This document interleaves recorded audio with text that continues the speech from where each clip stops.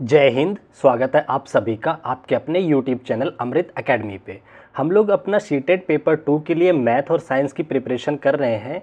उसी सीरीज़ में अपना जो हमने पेडागॉजी साइंस पेडागॉजी है, आज अभी तक आप लोगों ने देखा होगा कि पेडागॉजी की अपनी 5 क्लासेस कंप्लीट हो चुकी हैं। ठीक है, तो आज अपनी पेडागॉजी की कौन सी क्लास नंबर है? ये क्लास नंबर 6 है। एक सेकंड में पेन सेलेक्ट कर लूँ ज़रा। हाँ, तो ये आज का जो क्लास नंबर है वो 6 है। ठीक है, तो अभी तक 5 क्लासेस हो चुकी हैं जिसमें हम लोग कॉन्सेप्ट को पहले सीखे हैं और उससे रिलेटेड जितने भी प्रीवियस ईयर क्वेश्चन हैं उनको किए हैं। तो जो लोग चैनल पे नए हैं वो चैनल को सब्सक्राइब करके प्लेलिस्ट को विजिट करके एक एक क्लास को कंप्लीट कर सकते हैं।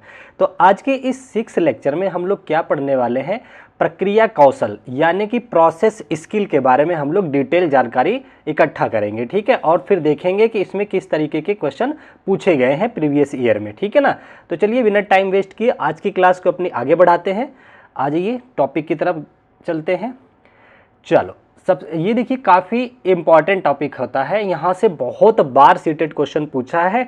और इस अगर हम इसमें क्वेश्चन पूछने के तरीके पे बात करें तो इसमें क्वेश्चन थोड़े लंबे पूछे जाते हैं। एक मतलब एक्टिविटी बेस्ड क्वेश्चन पूछा जाएगा, जैसे डेली लाइफ से रिलेटेड इस तरीके से क्वेश्चन इसमें आता है कि जैसे कोई टीचर है, वो कोई एक्टिविटी करा रहा है, जैसे मान लो बीज रोपण का करा रहा है कि कोई बीज है उसे रोपा गया, वो जमा कि नहीं जमा, इस सारी चीज़ों से रिलेटेड इसमें क्वेश्चन पूछे जाते हैं। तो बाकी अभी हम क्वेश्चंस लेंगे तो और चीज़ें अच्छे से क्लियर हो जाएंगी। ठीक है ना, तो अब हम देखते हैं कि सबसे पहले टॉपिक के बारे में समझते हैं कि प्रक्रिया कौशल यानी कि प्रोसेस स्किल क्या होता है।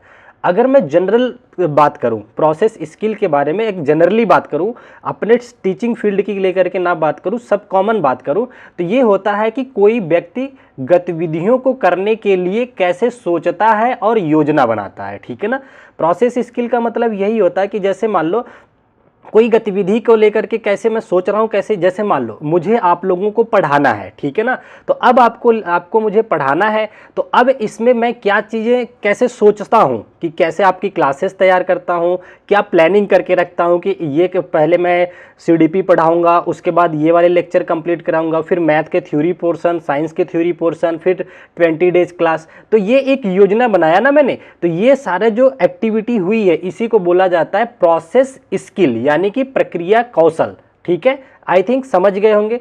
अब देखिए प्रक्रिया कौशल के अंदर कई तरीके के प्रक्रिया कौशल आते हैं। ठीक है ना, जैसे अब इसी में मैं बात करूं तो कई तरीके से कैसे आएंगे, ये कुछ हमने टर्मिनोलॉजी ले रखी है। देखिए अगर मैं जनरल में बात करूं तो और बहुत सारे टर्मिनोलॉजी यूज हैं, लेकिन अगर मैं आपके पेपर को टारगेट करके बताऊं तो ये कुछ टर्मिनोलॉजी जो बार बार क्वेश्चन में पूछे जाते हैं, मैं उनको एक्सप्लेन करूंगा आप लोगों को। ठीक है, ताकि आपको क्वेश्चन करने में आसानी हो।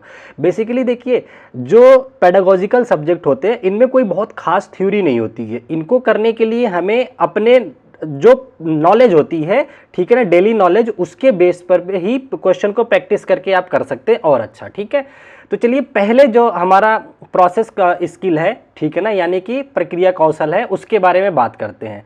सबसे पहले आपके सामने आ जाता है ऑब्जर्वेशन। ऑब्जर्वेशन का मतलब अवलोकन हिंदी में होता है, साफ साफ सा मतलब होता है। ठीक है ना, अगर हम बात करें अवलोकन से क्या अभिप्राय है, क्या होता है अवलोकन, ऑब्जर्व करने मतलब क्या होता है, तो देखिए ऑब्जर्व करने का मतलब होता है कि किसी भी, जैसे मान लो टीचिंग फील्ड में है, जो प्रोसेस चल रहा है, कोई भी प्रक्रिया चल रही है, उसको देख करके अपनी ज्ञानेंद्रियों के माध्यम से उसमें क्या सही है क्या गलत है एक रिजल्ट पाना। समझ रहे हो ना, मतलब एक अंडरस्टैंडिंग डेवलप करना बच्चे के अंदर या अपने अंदर। अगर मैं साइंस के पर्सपेक्टिव में बात करूं कि मान लो आप कोई साइंस का चैप्टर पढ़ा रहे हैं, तो अब बच्चा क्या करेगा, उसको देखेगा, चैप्टर को देखेगा, ठीक है ना, उसका अवलोकन करेगा, अपनी ज्ञानेंद्रियों के माध्यम से समझेगा। ठीक है ना, तो यहाँ पे देखिए मैंने लिखा भी है छोटा सा, ताकि आप लोगों को शॉर्ट नोट बनाने में आसानी हो, कि ज्ञान इंद्रियों का उपयोग करके परिवर्तनों का वर्गीकरण कर लेना। मतलब जैसे मान लो आप बच्चों को लेकर के बागीचे में गए, ठीक है ना, वहां पे आपने कहा कि आप लोग कुछ यहाँ पे क्या क्या देख रहे हो, ठीक है ना। तो अब बच्चा जो जो चीजें देखा है, जो अवलोकन किया है, उसके आधार पर वो बताएगा कि लेफ्ट साइड में थे सारे गुलाब के पुष्प लगे हुए थे क्योंकि वो लाल दिख रहे थे, राइट साइड में सारे गेंदे के फूल थे क्योंकि वो येलो कलर के दिख रहे थे। तो एक वर्गीकरण कर पाया ना उसने अपने देखने के हिसाब से, ठीक है ना। तो इस तरीके से अपनी ज्ञानेंद्रियों का इस्तेमाल करके बच्चा क्या करता है, अवलोकन करता है। तो ऑब्जर्वेशन समझ गए। अगर आप अभी भी नहीं समझ पाए तो मैं सिंपल सा बताता हूं।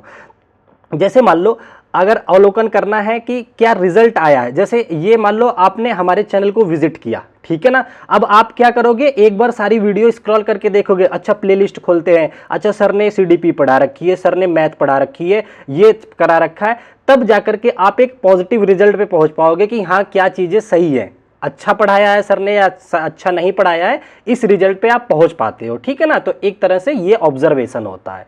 तो ये समझ गए। तो इसमें ज्ञानेंद्रियों का इस्तेमाल किया जाता है, इतनी बात समझ गए।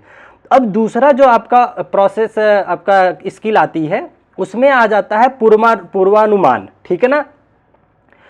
अच्छा, प्रिडिक्टिंग बोलते हैं इसको इंग्लिश में। पूर्वानुमान क्या होता है, अगर हम इसकी बात करें, पूर्वानुमान की बात करें, तो जैसे मान लो आगे क्या होने वाला है, ठीक है ना, आगे क्या होने वाला है वो आज के पैटर्न को जान करके आप एक अनुमान लगा सकते हो कि क्या है। जैसे अगर डेली लाइफ की बात करें कि अगर हवाएं तेज चल रही हैं, ठीक है ना, सूरज छिप गया है, मौसम ठंडा थोड़ा लग रहा है, तो आप ये अनुमान लगा सकते हो कि आगे अभी हो सकती है बारिश हो, ठीक है ना। तो ये आ गया। तो इसमें क्या होता है, पुरानी चीजों के जो डेटा कलेक्ट हैं आपके पास या बच्चे के पास जो डेटा कलेक्ट हैं और या जो उसके पास पैटर्न अवेलेबल हैं, उसका एनालिसिस करके आगे क्या हो सकता है वो जो जवाब देता है बच्चा, उसे बोला जाता है पूर्वानुमान, ठीक है ना। तो देखो मैंने यहां लिखा है पिछले पैटर्न या डेटा का इस्तेमाल करके भविष्यवाणी करना, एक तरीके से ये होता है पूर्वानुमान। अच्छा, इसमें ज्यादातर जो क्वेश्चन बनते हैं ना, जो ज्यादातर क्वेश्चन बनते हैं वो क्या से पूछे जाएंगे, ठीक है ना। तो जैसे मान लो ये एक तरह से मैं अगर बात करूं तो ये ऑब्जर्वेशन पे डिपेंड होगा। जैसे मान लो अगर मैं ये क्वेश्चन करता हूं, इसमें कैसे क्वेश्चन पूछेगा वो मैं बताने की कोशिश कर रहा हूं कि मान लो मैं स्टूडेंट को लेकर के एक बगीचे में गया, ठीक है ना, यही मैं सबसे आसान एग्जांपल रहेगा आपको समझने में। वहां पे सारे बच्चे अवलोकन कर रहे हैं, ऑब्जर्व कर रहे हैं जो भी चीजें वहां पे प्रेजेंट है, ठीक है ना। अच्छा, ये समझ गए। तो अगर हम वहां पे पूछें कि एक पौधा है, चलो वो तो ज्यादा डीप हो जाएगा। अच्छा, ये कह रहा है हमें ये जानना है कि पूर्वानुमान, ठीक है ना। तो अच्छा, अब वहां पे देखा तो और वहां पे मौसम के हालचाल जानने के बाद हमने बच्चों से ये क्वेश्चन किया कि ये जो गेंदे का फूल है, अब ये आगे इस पे क्या हो सकता है। तो उसने देखा, अब उसने देखा कि गेंदे का फूल जो था सपोज कि अपनी पूरे चरम अवस्था पे था, पूरा खिल चुका था। तो अब बच्चा कहेगा कि अनुमान लगाएगा या एक ये जो हमने क्या से क्वेश्चन किया है क्या होगा आगे, तो वो यही तो जवाब देगा कि ये अब क्या करेगा, मुरझाएगा या सिकुड़ जाएगा जब धूप चली जाएगी, ठीक है ना। इस तरीके का जवाब दिया जाता है। तो आई थिंक आप समझ गए होंगे, पुराने डेटा या ऑब्जर्वेशन में जो डेटा कलेक्ट हुए हैं उसके माध्यम से आंसर देना। देखिए, अगर थोड़ा बहुत भी दिक्कत आ रही है इस टॉपिक को समझने में ना, तो जब अभी क्वेश्चन करेंगे तो सारा डाउट एकदम क्लियर हो जाएगा, ठीक है ना। चलो, अच्छा, अगला जो टॉपिक है आपका वो आपका होता है क्लासिफाइंग। क्लासिफाइंग का मतलब वर्गीकरण करना होता है। तो ये तो सिंपल सा टॉपिक है, ये आप समझ सकते हो। इस कौशल में क्या करता है बच्चा या कोई भी व्यक्ति, इसमें क्या करता है कि सिमिलर टाइप के चीज़ों को या सिमिलर टाइप के ज्ञान को, सिमिलर टाइप की बातों को या सिमिलर टाइप के ऑब्जेक्ट्स को एक जगह कलेक्ट करके उन्हें सेपरेट कर सकता है, वर्गीकरण कर सकता है, ठीक है ना। तो यहाँ पे हमने लिखा हुआ है ग्रुप में बांटना सामान्यता, समानता या भिन्नता के आधार पर, ये होता है वर्गीकरण। तो ये सिंपल सा था, ये आप समझ गए होंगे, ठीक है। ये आपका आ जाता है मोस्ट इंपॉर्टेंट। यहाँ पे बच्चों को बहुत ज़्यादा कंफ्यूजन होता है, जिसको कि बोलते हैं हाइपोथेसिस या परिकल्पना, ठीक है ना। परिकल्पना क्या होता है, तो देखिए एक ऐसा विचार होता है, परिकल्पना एक तरह का विचार होता है जिसके माध्यम से, देखिए मैंने लिखा है, पहले ये बता दूं, एक ऐसा विचार जो तर्क के लिए प्रस्तावित किया जाता है, ठीक है ना। किसके लिए प्रस्तावित किया जाता है, तर्क के लिए प्रस्तावित किया जाता है। एक तरीके से बच्चे के अंदर कल्पना से जवाब देने के लिए भावना उत्पन्न होती है। इसमें कैसे क्वेश्चन पूछे जाएंगे, जैसे मान लो एक टीचर है, वो कुछ स्टूडेंट को दिखाता है कि कई सारे पौधे का रोपण किया उसने, मान लो टमाटर का पौधा लगाया, कुछ पौधे जो हुए उग गए, ठीक है ना, कुछ पौधे मुरझा गए, ठीक है ना। तो अब टीचर जो है बच्चों से ये क्वेश्चन अगर कर दे कि ऐसा क्यों हुआ, ठीक है ना, ये ना करे कि आगे क्या होगा, उसने बल्कि ये पूछा ऐसा क्यों हुआ, ठीक है ना। तो अब बच्चा क्या करेगा ना, अपने हाइपोथेटिक्स के मतलब अपनी परिकल्पनाओं के कल्पना के आधार पर आंसर देगा कि ऐसा क्यों हुआ। तो वो कहेगा बच्चा कि सर पानी नीचे नहीं रहा होगा या नीचे कीड़े आ गए होंगे, मतलब कई तरीके से आंसर दे पा रहा है, कल्पना की दुनिया में चला जाता है बच्चा। तो इस तरह के जो क्वेश्चंस के आंसर होते हैं या इस तरीके के जो सोच बच्चों के अंदर डेवलप होती है उसे बोलते हैं हाइपोथेटिकल, ठीक है ना। तो आई थिंक आप समझ गए होंगे परिकल्पनात्मक जो प्रोसेस है वो क्या होता है। Very nice. इसमें क्वेश्चन कैसे बनेंगे, क्यों के हिसाब से, अभी मैं क्वेश्चन दिखाऊंगा तो आपको और अच्छे से क्लियर हो जाएगा, ठीक है। चलो उसके बाद आपका आ जाता है मीजरिंग। मीजरिंग तो आसान है, ठीक है ना, बच्चा किसी भी चीज को मेजर कर लेगा, उसकी लंबाई कितनी है, उसकी हाइट कितनी है, उसकी विड्थ कितनी है, ठीक है ना। तो ये एक बच्चे के अंदर कौशल होता है, तो ये तो आसान हो गया। उसके बाद आपका आ जाता है 6 नंबर पे कम्युनिकेशन। कम्युनिकेशन का मतलब होता है, जैसे जनरल में अगर बात करें तो अपने विचारों को एक व्यक्ति से दूसरे व्यक्ति तक पहुंचाना, ये होता है संप्रेषण या कौशल कम्युनिकेशन।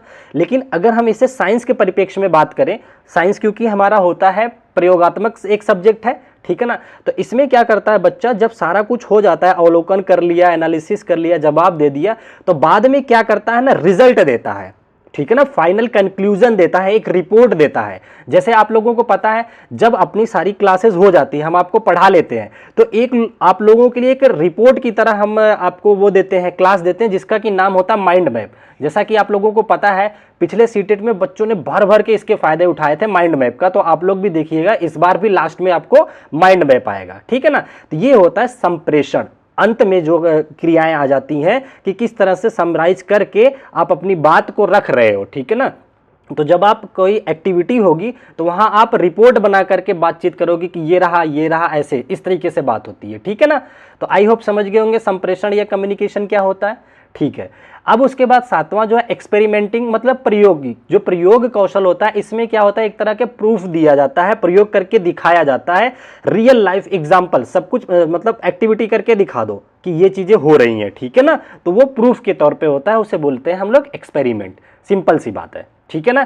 तो आई होप आप लोगों को जो थ्योरी पोर्शन थोड़ा सा था ये समझ में आ गया होगा कि प्रक्रिया कौशल क्या होता है, इसके अंदर किस तरह की टर्मिनोलॉजी आती हैं, उन सारे टर्म्स के क्या मीनिंग होता है, समझ गए।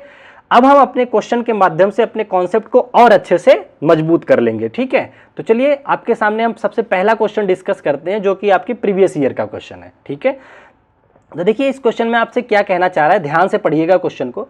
इसमें कह रहा है शिक्षक अपने विद्यार्थियों में परिकल्पना, देखिए एक चीज है हाइपोथेटिक्स की बात कर रहा है, परिकल्पना प्रक्रिया कौशल का विकास करना चाहता है, ठीक है ना, कर सकता है किस माध्यम, अच्छा कह रहा है शिक्षक अपने विद्यार्थियों में परिकल्पना प्रक्रिया कौशल का विकास कर सकता है, कैसे कर सकता है, ये 4 ऑप्शन दे रखा है। परिकल्पना मतलब कि बच्चा जो है सोचने के लिए उत्साह में आ जाए, तो आप सोचो बच्चा सबसे अच्छा परिकल्पना कब कर सकता है, आप बताओ कब कर सकता है, जब आप क्या करोगे, एक सेकेंड, जब आप क्या करोगे, मान लो बच्चों को प्रोत्साहित कर रहे हो कि बेटा आप आंसर दे सकते हो, सोच करके बताओ कि ये ऐसा क्यों हुआ है, ठीक है ना। इसी तरीके तो क्वेश्चन करोगे, एक प्रोत्साहन ही तो दोगे, तभी तो वो उसके अंदर जो परिकल्पनात्मक कौशल है वो विकसित होगा, ठीक है ना। तो वही चीज पूछ रहे हैं कि शिक्षक अपने विद्यार्थियों में परिकल्पना प्रक्रिया कौशल कैसे विकसित कर सकता है। तो ऑप्शन देखते हैं। पहला ऑप्शन आपसे कह रहा है कि विद्यार्थियों के प्रेक्षणों के निष्कर्षों को सुनने से, केवल प्रेक्षण निष्कर्ष सुन लेने से उनके अंदर कौशल का विकास कैसे हो सकता है। जैसे रिजल्ट सीधा सुन लिया आपने, लिसनिंग अकाउंट्स ऑफ स्टूडेंट, जैसे मान लो कोई स्टूडेंट है, उसने मान लो 10 बच्चों का ब्लड ग्रुप चेक करके यहाँ पे नोट कर लिया, इसका ये है, इसका वो है, या टेम्परेचर नोट कर लिया, इतना इतना है, आपने रिजल्ट देख लिया, इससे तो उसके अंदर कुछ भी नहीं डेवलप कर पाओगे आप, ये तो आप एक केवल रिजल्ट देख लिए, तो ये तो आंसर नहीं हो सकता, ठीक है ना। अच्छा बी ऑप्शन जरा देखिए, अगर हम कह रहा है विद्यार्थियों के प्रश्नों को गंभीरता पूर्वक ले कर उसके उत्तर देकर, ठीक है। देखिए आप विद्यार्थियों के प्रश्नों को गंभीरता से लो, अच्छी बात है, उसके डायरेक्ट आंसर दे दोगे, उससे उनके अंदर, बच्चों के अंदर कोई कौशल विकास तो नहीं आ सकता, उन्हें सेटिस्फेक्शन हो सकता है कि मैंने जो पूछा उसका आंसर मिल गया, ठीक है ना। लेकिन हमें यहाँ कौशल विकास की बात करनी है, प्रक्रिया का प्रोसेस जो है उसका, स्किल प्रोसेस, ठीक है। तो ये भी कट गया। अगर हम थर्ड ऑप्शन पे चलें, इस पे कह रहा है विद्यार्थियों को उनके प्रश्नों को स्पष्ट करने में मदद करके, ये कर सकते हैं लेकिन इससे भी कोई कौशल विकास नहीं होगा, ठीक है ना। अब एक ही ऑप्शन आपका बचता है तो यही सही होगा, पर हम देख लेते हैं क्या है। कह रहा है प्रमाणों की रोशनी में संभावित स्पष्टीकरणों की जांच के लिए विद्यार्थियों को प्रोत्साहित करना। देखिए वैसे भी जब कभी भी स्टूडेंट को प्रोत्साहन की बात आ जाए वो आंसर सबसे ज्यादा पॉजिटिव लिया जाता है, ठीक है ना। तो अब अगर यहाँ पे किसी भी प्रमाणों की रोशनी से में संभावित स्पष्टीकरण की जांच के लिए विद्यार्थियों को प्रोत्साहित करना, तो अब आप बच्चों को अगर प्रोत्साहित करोगे तो उनके अंदर एक क्या होगा, हाइपोथेटिक्स जो जन्म लेगी, ठीक है ना, कि और अच्छे से कंटेंट को कैसे दें, ये सारी चीजें होती हैं, ठीक है। तो आई होप समझ गए होंगे, इसका करेक्ट आंसर आपका डी ऑप्शन हो जाएगा, ठीक है। चलो आगे बढ़ चलते हैं अपने नेक्स्ट क्वेश्चन की तरफ। अगर चीजें अच्छी लग रही हैं तो प्लीज लाइक शेयर सब्सक्राइब जरूर कर लिया करिए। नेक्स्ट क्वेश्चन है आपका क्वेश्चन नंबर, ये नंबर तो ऊपर नीचे लिखा है, मैं ऐसे बता देता हूं आप लोगों को, ये आई थिंक तीसरे नंबर का क्वेश्चन होना चाहिए। चलो क्वेश्चन नंबर से कुछ नहीं होता है, यहाँ जो लिख रहा है वो वही है। अच्छा यहाँ पे आ जाते हैं, देखिए इसमें क्या कहना चाह रहा है। इसमें कह रहा है कि नीचे स्तंभ 1 में कुछ प्रक्रिया कौशल के नाम दिए गए हैं, स्तंभ 2 में दिए गए उपयुक्त सूचनाओं के आधार से उनका मिलान कीजिए। सूचना के आधार पर इनका हमें क्या करना है, मिलान करना है, ठीक है। वेरी नाइस, देखते हैं क्या कहना चाह रहा है। पहला प्रक्रिया कौशल ऑब्जर्विंग की बात कर दिया, निरीक्षण करना की बात कर दिया, अवलोकन की बात कर दिया। तो मैंने आप लोगों से चर्चा किया था कि अवलोकन कैसे किया जाता है, चीजों को देख करके ज्ञानेंद्रियों के माध्यम से देखा जाता है तो उसी को अवलोकन बोला जाता है, ठीक है ना, निरीक्षण बोला जाता है। तो जरा इसमें देखोगे जब आप 5वें ऑप्शन पे आओगे, यहाँ पे देखो 5th पे क्या कह रहा है, इंद्रियों का उपयोग कर आंकड़े एकत्र करना, ये सबसे सटीक होगा। तो पहले का मिलान 5 के साथ हो जाएगा आपका, तो ए 4 से ये ऑप्शन नहीं हो सकता, 5 से है, ए 3 से ये भी, 2 ऑप्शन तो हमारे ऐसे ही कट गए। अब केवल आपके जो आंसर हो सकते हैं बी वाले, बी या फिर सी हो सकता है, ठीक है ना। तो अब हम देखते हैं आगे क्या चीजें हैं। बी ऑप्शन में जो प्रक्रिया प्रकार दे रखा है, इसमें कह रहा है परिकल्पना करना, हाइपोथेटिक्स करना, ठीक है ना। तो देखो हाइपोथेटिकल से रिलेटेड इसमें कौन सा चीजें है। अब देखो क्या है, कह रहा है ऐसी व्याख्याएं सुझाना जिनकी जांच की जा सकती है, ठीक है ना। तो भाई बिल्कुल है, अब बच्चा अपने सुझाव देगा, ठीक है ना, अपने सुझाव देगा, अपने आंतरिक ज्ञान की वजह से, हाइपोथेटिक्स की वजह से एक क्या देगा, सजेशन देगा, ठीक है ना। तो यहां पे सबसे सटीक जो मिलेगा आपका बी का सेकंड के साथ मिलेगा। बाकी अगर ऑप्शन चेक करें हम, उपयुक्त साधनों द्वारा निष्कर्षों को दर्शाना, तो ये उतना सपोर्टिव आंसर नहीं होगा, ठीक है ना। तो चौथे की बात करें, किसी अज्ञात स्थिति के विषय में कुछ करने के लिए प्रमाण का उपयोग करना, तो ये तो प्रमाण का उपयोग करके आगे की चीजें बताना तो पूर्वानुमान से सपोर्टेड हो जाएगा आपका, ठीक है ना। हाँ ये तो आपका पूर्वानुमान से सपोर्टेड हो गया। अच्छा पहले को देख ले, सूचना के विभिन्न टुकड़े एकत्र करके पूर्ण स्थिति को समझाना। देखिए अगर टुकड़ों को इकट्ठा कर करके ना आप पैटर्न पहचान सकते हो, तो ये तो ई से मिल जाएगा, ठीक है ना। तो ए पहला जो ऑप्शन है आपका वो ई वाले पे जाना चाहिए, पैटर्न पहचानना। कैसे पैटर्न पहचानते हैं हम लोग, अगर हम कोई टुकड़ों को जोड़ लेते हैं तो हमें समझ में आ जाता है कि ये किस पैटर्न पे है, ठीक है ना। तो ई आपका जो किसके साथ होना चाहिए, एक के साथ होना चाहिए। तो ई एक के साथ केवल एक ही ऑप्शन में, सी ऑप्शन में, तो यही आपका करेक्ट आंसर हो जाएगा, ठीक है ना। बाकी सेटिस्फाई हो रहा है, बी का 2 हो रहा है क्या, इसमें बी का 2 हो रहा है, सबसे सही है। तो ये आपका बिल्कुल करेक्ट आंसर हो जाएगा। बाकी आप इसमें सब आंसर देख सकते हैं, सी का 4 से हो रहा है, बिल्कुल हो रहा है। देखिए पूर्वानुमान इसका है। संप्रेषण करना, मैंने बताया था ना, कम्युनिकेशन या संप्रेषण करना, कैसे आप संप्रेषण करते हो, तो डी का आपके किसके साथ हो जाएगा, 3 के साथ। देखिए कह रहा है उपयुक्त संसाधनों द्वारा निष्कर्षों को दर्शाना। आप निष्कर्ष को कैसे दर्शाएंगे, कोई तो फॉर्मेट बना करके ही तो दर्शाएंगे, ठीक है ना। तो ये आपका करेक्ट आंसर यहाँ पे हो जाता है। तो आई होप आपको ये क्वेश्चन भी समझ आ गया होगा। अब बढ़ चलते हैं हम अपने अगले क्वेश्चन की तरफ। बहुत ही अच्छा क्वेश्चन दे रखा है, ठीक है ना। इसको ध्यान से पढ़िए, इंग्लिश वाले आप लोग ऊपर पढ़ लीजिएगा, इसको नीचे में थोड़ा सा करके सारे ऑप्शन दिखा देता हूँ आपको। यहाँ पे देखिए क्या कहना चाह रहा है, पूरा ही आ जाएगा, ठीक है। देखिए यहाँ पे कह रहा है कक्षा 7 के विज्ञान शिक्षक ने अपने विद्यार्थियों से एक क्रियाकलाप करने के लिए कहा, ठीक है, कोई एक्टिविटी करने के लिए कह दिए, 7th क्लास के टीचर हैं, ठीक है ना, जिसमें उन्हें अपने 10 साथियों के शरीर का तापमान मापना है और अपने प्रेक्षणों तापमान मापना है और अपने प्रेक्षणों को रिकॉर्ड करना है। इस विधि से कौन सी प्रक्रिया में निपुणता मापी जा सकती है, ठीक है ना। तो देखिए हमें चेक करना है कि जैसे क्लास 7th के आप टीचर हो, आप भविष्य में एक टीचर बनोगे, मान लो आप क्लास 7th के टीचर हैं, ठीक है ना। आपने अपने स्टूडेंट से कहा कि बेटा आपको 10 स्टूडेंट, अलग अलग स्टूडेंट्स के बॉडी टेम्परेचर को मेजर करके लाना है, ठीक है ना। तो अब बच्चा क्या करेगा, एक तरह का एक्सपेरिमेंट करेगा। कैसे, अब उसमें उसके अंदर एक एक्सपेरिमेंटल थॉट्स आएगा, ठीक है ना। कैसे एक्सपेरिमेंटल थॉट्स डेवलप होंगे कि वो अलग अलग देखेगा, अच्छा इसका टेम्परेचर इतना है, इसका इतना है, फिर वो सोचेगा कि एग्जैक्ट में इसमें अंतर कितने का आ रहा है, क्या मतलब कि इससे क्या रिजल्ट निकल सकता है, हम क्या डेटा कलेक्ट कर सकते हैं। तो इस तरीके से एक एक्सपेरिमेंटल भावना उसके अंदर जन्म लेगी, ठीक है ना। यहाँ पे देखिए कई बार बच्चे कंफ्यूज होते हैं मापना को लेकर के, जबकि यहाँ मापन नहीं होगा। मतलब मापन की मतलब यहाँ ऑब्जर्विंग से मीनिंग है, ऑब्जर्वेशन नहीं होगा। केवल देख करके टेम्परेचर को नहीं लिया जा सकता है, आपको इंस्ट्रूमेंट का इस्तेमाल करना पड़ेगा टेम्परेचर। तो इंस्ट्रूमेंट वगैरह इस्तेमाल करके कुछ एक्टिविटी करना, तो वो आपका आ जाता है कि इसमें प्रयोग करना में, ठीक है ना। तो यहाँ जो करेक्ट आंसर आपका आ जाएगा ए ऑप्शन आ जाएगा, ठीक है। चलो आगे बढ़ सकते हैं। वैसे भी आप देखो तो संप्रेषण तो बिल्कुल भी नहीं हो सकता है, ठीक है ना। निष्कर्ष कहाँ से आ गया, यहाँ तो डायरेक्ट निष्कर्ष पे तो पहुंचेगा नहीं, वो फाइनल स्टेज होती है। तो ए ऑप्शन आपका करेक्ट हो जाएगा। अगले क्वेश्चन पे आ जाते हैं। क्वेश्चन नंबर हो सकता है ये 5 होगा, इसको 5 लिख लीजिए, ठीक है। अब देखिए इसमें क्या कहना चाह रहा है, बहुत ध्यान से पढ़िए। देखिए मैंने कहा था पहले ही क्लास के कि इसमें क्वेश्चन बहुत बड़े बड़े छप के आएंगे आपको, तो आपको ध्यान से थोड़ा एक बार पढ़ना होता है।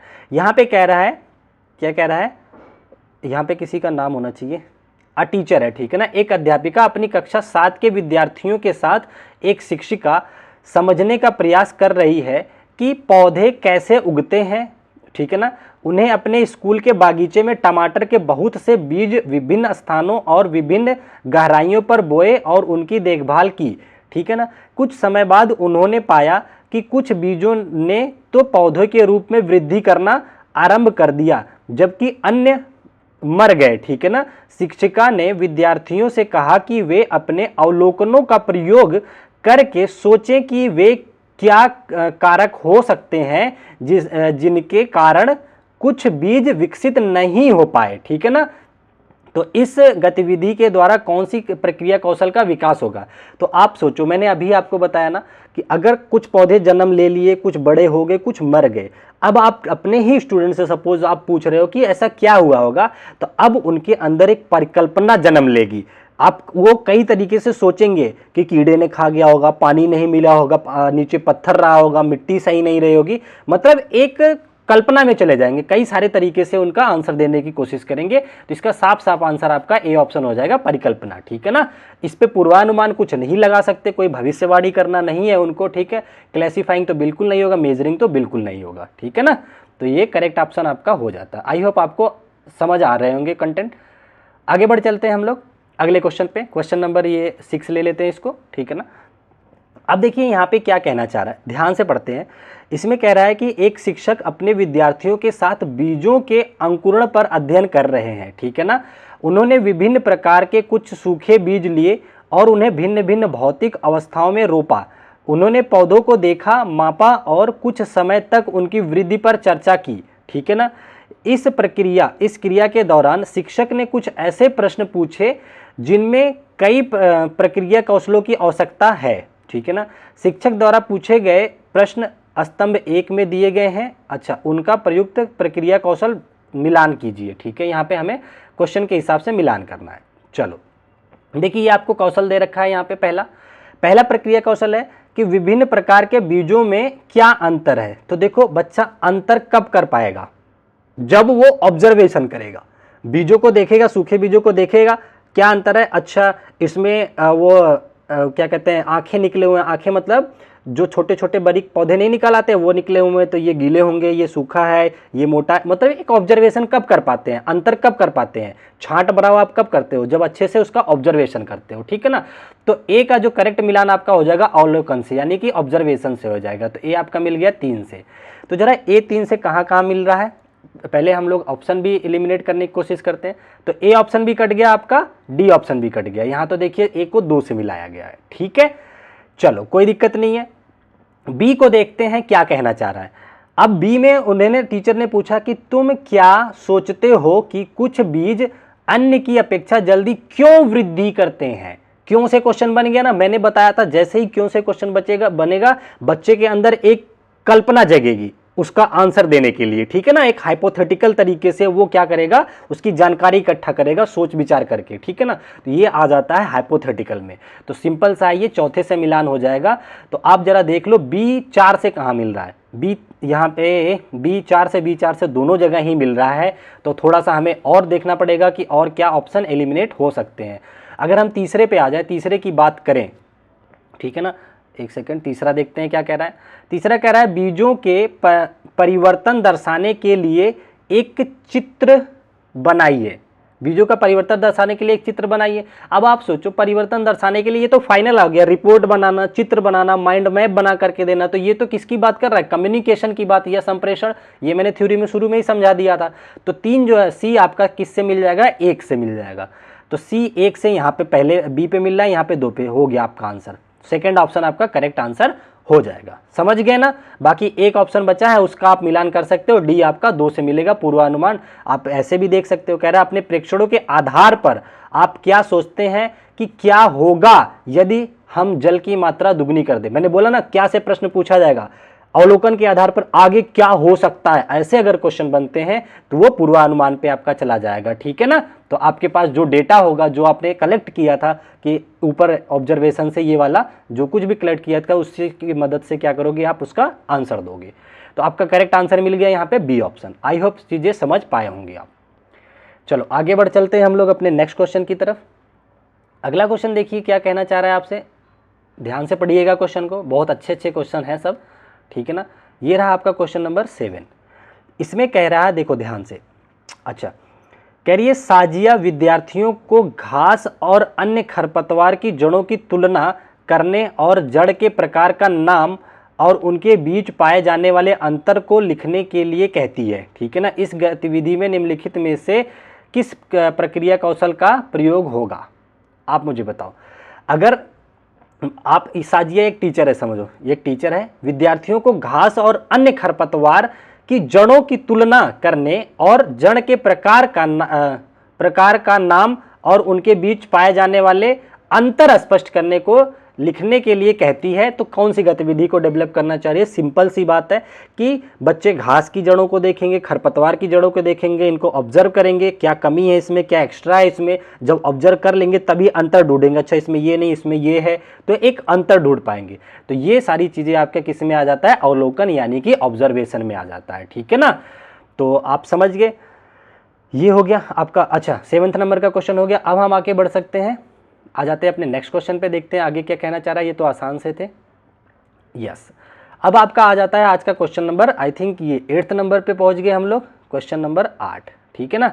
चलो 8 नंबर के क्वेश्चन को थोड़ा डिस्कस करते हैं, क्या कहना चाह रहा है। इसमें कह रहा है विभिन्न परिस्थितियों में बोए गए बीजों के अंकुरण पर आधारित गतिविधि के दौरान एक शिक्षिका और उनके छात्रों का एक समूह पाता है कि सूखे बीजों ने वृद्धि नहीं की। उन्होंने देखा कि सूखे वाले बीज जो हैं वृद्धि नहीं की। शिक्षिका छात्रों के समक्ष निम्नलिखित प्रश्न प्रस्तुत करती है। कई सारे अब वो प्रश्न पूछेगी, तो आप क्यों नहीं वृद्धि की, यही सब पूछ सकता है। तो इसमें कह रहा है कि पहला प्रश्न है कि अपने विचारों से ये बीज वृद्धि क्यों नहीं कर पा रहे हैं वो बताओ। तो अब आप समझ गए ना, क्वेश्चन उसने पूछ दिया कि क्यों नहीं हो रहा है, क्यों नहीं हो रहा है, तो अब समझ गए अब बच्चों के अंदर क्या होगा, परिकल्पना जगेगी, ठीक है ना। तो इसका जवाब देने के लिए परिकल्पनात्मक तरीके से वो सोचेंगे, तो पहले का तो आंसर यही हो जाएगा। दूसरा क्या कह रहा है, इनकी वृद्धि करने के लिए क्या किया जा सकता है। अब भाई परिकल्पना करेंगे तभी उससे रिलेटेड सारांश दे सकते हैं, आंसर दे सकते हैं, ठीक है ना। तो इसका जो करेक्ट आंसर होगा वो हाइपोथेटिकल होना चाहिए, परिकल्पनात्मक, ठीक है ना। तो ये हाइपोथेसिस दे रखा है, थीसिसिंग, बी ऑप्शन ये आपका करेक्ट आंसर हो जाएगा, ठीक है ना। ऑब्जर्विंग तो बिल्कुल नहीं होगा, पूर्वानुमान तो बिल्कुल नहीं होगा, यहाँ पे प्रश्न तो कुछ हो ही नहीं सकता, ठीक है ना। तो इसमें कंफ्यूज नहीं होना है आपको, केवल और केवल बी पे जाना है, समझ गए। चलो आगे बढ़ते हैं अपने अगले क्वेश्चन की तरफ। तो आई थिंक ये आज का लास्ट क्वेश्चन है अपना, ठीक है। आई होप ये चैप्टर आप लोगों को अच्छे से क्लियर हो गया होगा। इसी तरीके से बाकी सारे चैप्टर को मैं डिस्कस करा रहा हूँ एक एक करके। अगर आपने यहाँ तक वीडियो देखी है तो आप एक जेन्युइन फ्यूचर के अध्यापक बनने वाले हैं, तभी आप इतने सीरियस होकर के यहाँ तक पढ़ रहे हैं। तो प्लीज़ आप लोग सपोर्ट जरूर कीजिएगा, ठीक है ना। आप जो भी कर सकते हैं लाइक शेयर सब्सक्राइब करेंगे, इतनी ही आपसे बस डिमांड रख सकता हूं मैं, ठीक है। बाकी आप अपनी पढ़ाई को कंटिन्यू रखिए। बाकी अगर कोई और भी डाउट होता है तो आप लोग कमेंट जरूर किया करिए, ठीक है। तो चलिए आज की क्लास को यहीं तक रखते हैं, फिर मिलेंगे आप लोगों से नेक्स्ट क्लास में। तब तक के लिए आप अपना ध्यान रखिए। Bye bye, take care, thank you so much, Jai Hind.